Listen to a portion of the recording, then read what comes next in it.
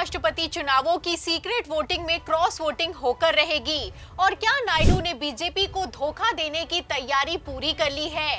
ये सवाल इसलिए क्योंकि एक तरफ नायडू दिल्ली पहुंचे, दूसरी तरफ विपक्षी उपराष्ट्रपति उम्मीदवार बी सुदर्शन रेड्डी ने दावा किया है कि नायडू इंडिया गठबंधन के साथ सीक्रेट डील में हैं। तो क्या उपराष्ट्रपति चुनावों में नायडू ने अपना वोट बैंक बचाने के लिए हर तरफ से खेला किया है? सवाल का जवाब आपको बताएंगे। नायडू के दांव से कैसे अमित शाह बौखलाए और क्या एक्शन लिया, उस पर भी आएंगे। लेकिन पहले बी सुदर्शन रेड्डी के बयान ने कैसे तहलका मचा दिया है, खबर देखिए। खबर आप देखिए वन इंडिया की।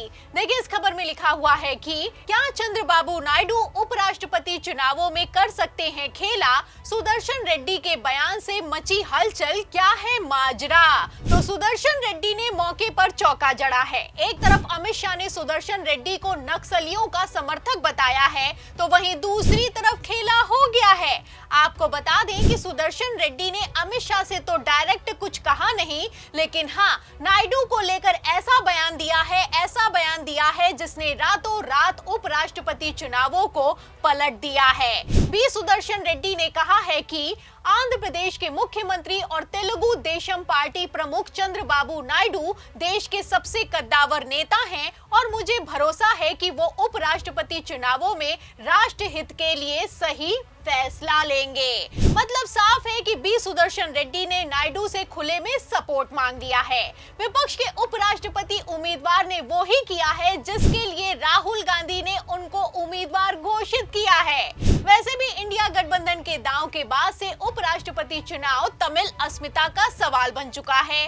अब जिस पार्टी के नाम में ही तेलुगु है, वो कैसे बी सुदर्शन रेड्डी की अपील से भागेगी, ये देखना होगा। फिलहाल बी सुदर्शन रेड्डी भी बड़े खिलाड़ी निकले। पहले नायडू को राष्ट्र हित का हवाला दिया, फिर आगे जो कहा है वो बीजेपी की नींद हराम कर देगा। तो ऐसा क्या आगे बोल गए हैं विपक्ष के उपराष्ट्रपति उम्मीदवार? खबर में देखिए लिखा भी हुआ है। देखिए इसमें लिखा है कि ये पूछे जाने पर क्या टीडीपी एनडीए के उपराष्ट्रपति पद के उम्मीदवार को चुनेगी, वे कांग्रेस उम्मीदवार का समर्थन करने को तैयार नहीं है।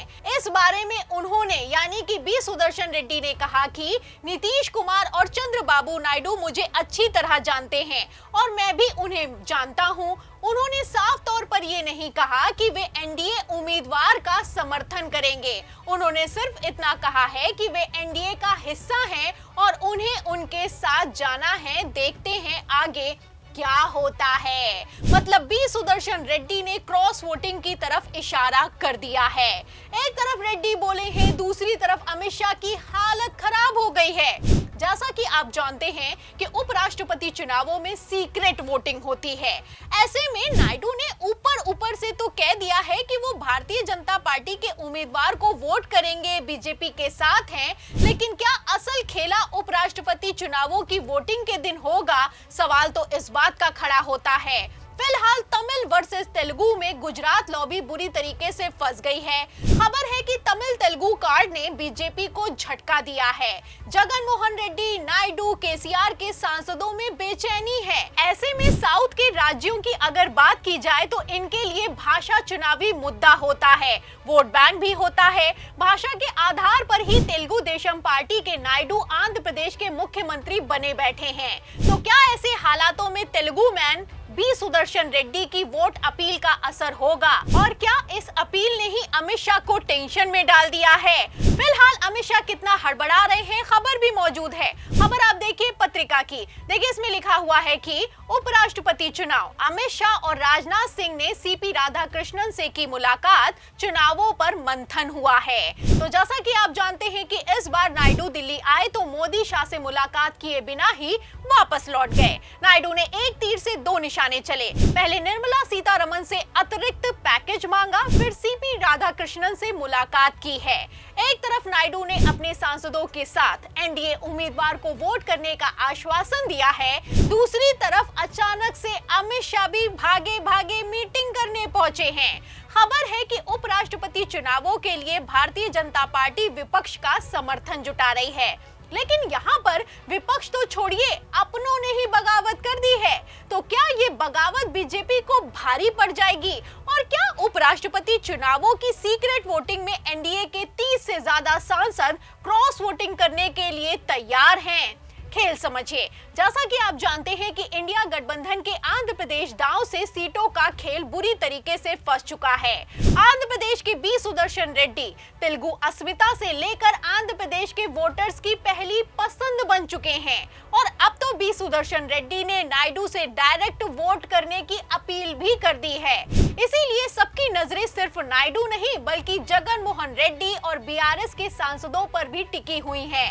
आंध्र प्रदेश के सांसदों की अगर बात की जाए तो टीडीपी के 16, वाईएसआरसीपी के 4, जनसेवा के 2, बीजेपी के 3 सांसद आंध्र प्रदेश में लोकसभा में मौजूद हैं। तो वहीं राज्यसभा में टीडीपी के 2, वाईएसआरसीपी के 7 और बीजेपी के 2 सांसद हैं।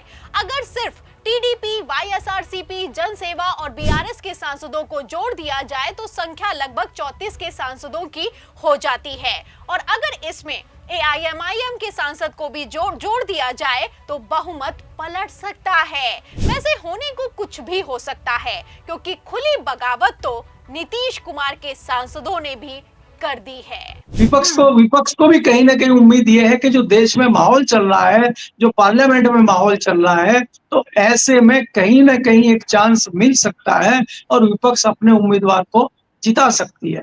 दूसरा, ये विपक्ष का एक लिटमस टेस्ट भी है। अगर ये इसमें जीत जाते हैं तो विपक्ष फिर दूसरा प्रयास करेगा और अगर वो वाइस प्रेसिडेंट के चुनाव में विपक्ष जीत जाता है तो फिर वो इस सरकार के खिलाफ अविश्वास लेके आ सकता है। तो दैनिक भास्कर के पॉलिटिकल एडिटर और वरिष्ठ पत्रकार केपी मलिक ने हमारे चैनल से बातचीत के दौरान खुलासा किया है कि जैसा माहौल है ऐसे हालातों में उपराष्ट्रपति चुनाव में खेला पलट सकता है और अगर विपक्ष उपराष्ट्रपति चुनाव जीता तो सदन में अविश्वास प्रस्ताव पेश होगा। फिलहाल जैसे भारतीय जनता पार्टी बौखला रही है और विपक्ष के उपराष्ट्रपति उम्मीदवार ने क्रॉस वोटिंग करने का दावा कर दिया है, ऐसे हालातों में तेलुगु अस्मिता और वोट बैंक बचाने के लिए क्या नायडू पलटेंगे और क्या धनखड़ का इस्तीफा लेना भारतीय जनता पार्टी की सबसे बड़ी भूल साबित होगा? इन सभी सवालों के जवाब में पूरी रिपोर्ट पर, नायडू के खेल पर और बी सुदर्शन रेड्डी की अपील पर आपको क्या लगता है? क्या तेलुगु अस्मिता के आधार पर इंडिया गठबंधन बाजी मारेगा? जो भी आप सोचते हैं हमें कमेंट बॉक्स में जरूर लिखें। वीडियो को ज्यादा से ज्यादा शेयर करें, हमारे चैनल को लाइक करें, सब्सक्राइब करें, ज्वाइन करें। फिर मिलती हूँ अगली खबर के साथ, तब तक के लिए धन्यवाद।